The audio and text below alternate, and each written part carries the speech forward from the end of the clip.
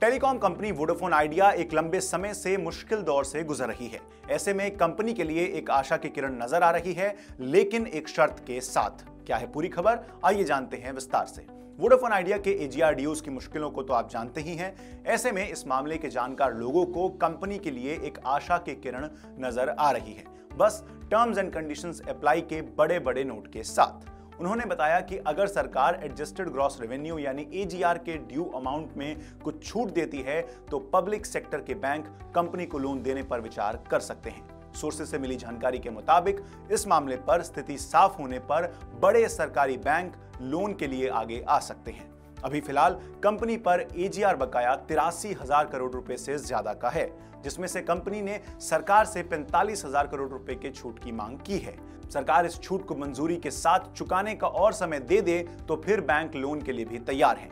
Lenders मानते हैं कि वोडाफोन आइडिया की फाइनेंशियल सिचुएशन में सुधार हुआ है और फ्यूचर के अनुमान पॉजिटिव लग रहे हैं। हालांकि एजीआर बकाया इसमें एक बड़ी समस्या बना हुआ है।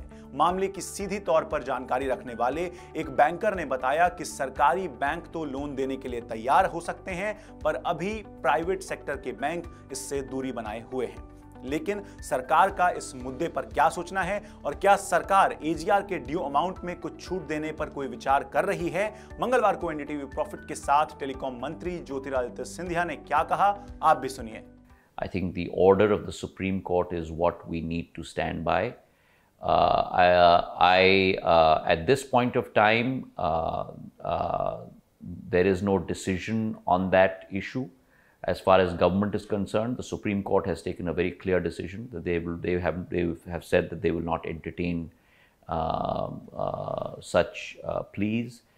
We have to stand by what the Supreme Court has said because that's the highest court in the land. If and when the government decides otherwise, all I can say to you is that you will be the first to know.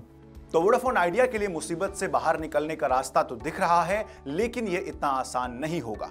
क्या आप भी Vodafone idea के निवेशक हैं और इस पूरी स्थिति का आपके पोर्टफोलियो पर भी कोई असर हुआ है, या आप पहले ही शेयर से निकल चुके हैं? हमें कमेंट सेक्शन में जरूर बताएं और ऐसे ही इंफॉर्मेटिव वीडियोस के लिए एनडीटीवी प्रॉफिट हिंदी को सब्सक्राइब करें।